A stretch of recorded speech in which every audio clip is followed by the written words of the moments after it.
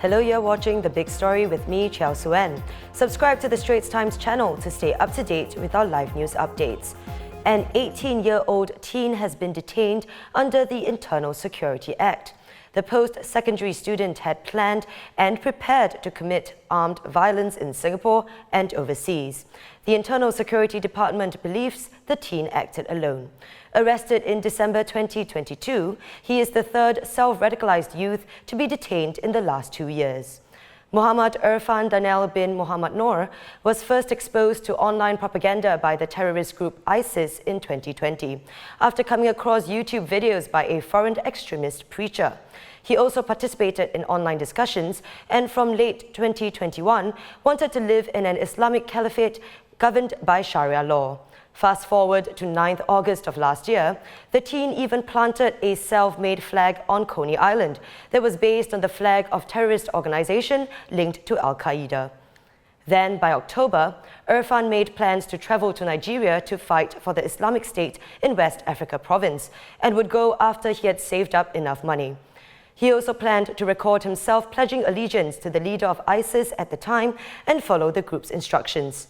But he was arrested before he could record his pledge, as well as carry out 3 mass casualty attacks in Singapore.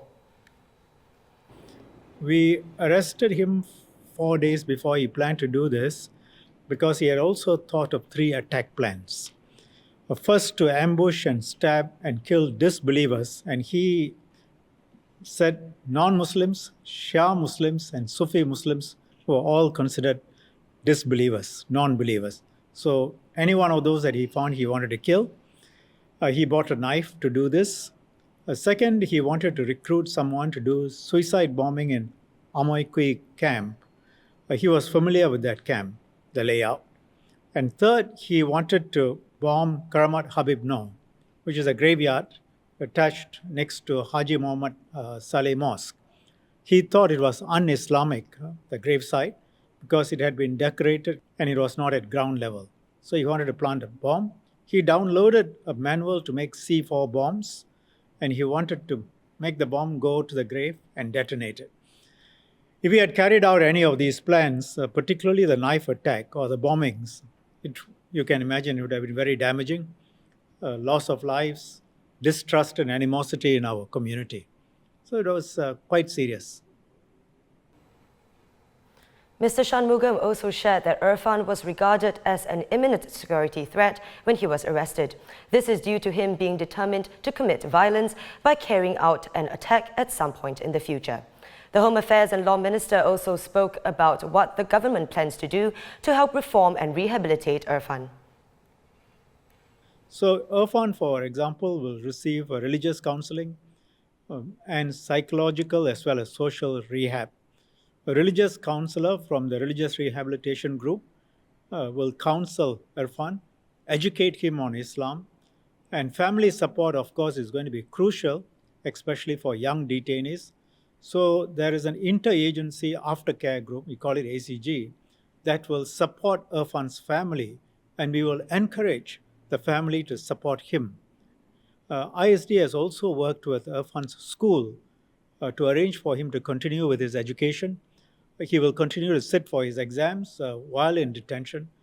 He will also, in fact, he has an RRG volunteer who will act as his mentor to motivate him in his rehabilitation and guide him to develop pro-social skills. And in other stories, it looks like more people are hopping back aboard public transport. According to the Land Transport Authority, ridership recovered in 2022, but still is 17% lower than in 2019 before the pandemic. There was an average of 6.39 million bus and train rides a day last year, 22% higher than in 2021. MRT and LRT rides led the growth as opposed to buses, and this could be due in part to the new MRT lines that recently opened. Joining us now is ST's senior transport correspondent, Christopher Tan. Thanks for joining us, Chris. So, public transport ridership has seen quite the recovery in 2022, but remains lower than pre-pandemic levels. Why do you think this is so? Yeah, I think there are a couple of reasons, right? I think more people are going back to work. COVID restrictions have all been lifted except for mask wearing in some places, in some situations. So people are free to move wherever they want to go, and more people are going back to work. We've got more tourists arriving, more exhibitions and conferences in the country, and also not forgetting the fundamental population has also increased, right? 0.5%, not a lot, but if that's a huge base. Any small increase in population will also influence ridership, as does tourist arrivals. And the population profile as well, aging population, more retirees. Retirees have nothing to do but take a bus or a train from A to B and maybe C to D. So all these things are contributing to a growth in public transport ridership. Last year was quite a huge growth actually, 20% overall, but 30% for trains, which is really quite remarkable. The numbers are still below the peak, the pre-pandemic peak of 2019. I think that peak we will not, it's unlikely that we'll see it for some time. So you mentioned that you don't think that we'll sort of hit that peak again, but do you think that there will be any sort of further recovery in the coming year, or do you think it looks likely to stay sort of where it is at the moment? Given that last year's recovery was quite significant, I don't think we can see a repeat of such a sharp recovery. As such, I don't think we will see us meeting 2019's levels anytime soon. I mean, eventually, as the population grows and as the push towards public transport becomes more obvious and more concerted, there will be growth, right? But it's not altogether a bad thing, right? I think in the past you will remember that the government had been, encouraging various measures to kind of ease the congestion on trains and buses, including a stagger time, trying to get people to get to school and work at different times of the day, and also telecommuting, which we are doing right now thanks to COVID, right? That means buses and trains are less crowded for those people who are taking them. And that increases comfort level, that increases the attractiveness of public transport. And we have to be thankful for that. Otherwise, it'll be packed like sardines like before, and then we have to spend a lot more money in increasing capacity. We know that the cost pressures for public transport has been rising, and we are reminded every time there's parliament seating that cost is running away and revenue is not matching it.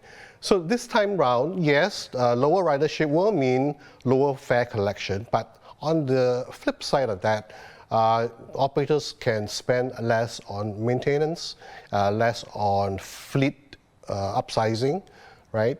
And maybe less on manpower as well. So I think we need to look at the good side of it. So we're not going to see 2019 levels anytime soon, my personal prediction, but not a bad thing, not a bad thing. Looks like there are a lot of factors to take into consideration, and hopefully even as ridership numbers go up, I won't see the trains getting too much more crowded. This has been ST Senior Transport Correspondent Christopher Tan. Meanwhile, a smaller increase in point-to-point transport usage. Private hire car ridership rose by 8% to 347,000 a day, while taxi ridership went up by 1% to 235,000 rides.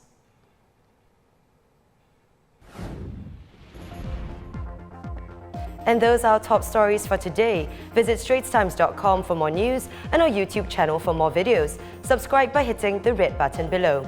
I'm Chao Suen, and we'll see you tomorrow on The Big Story.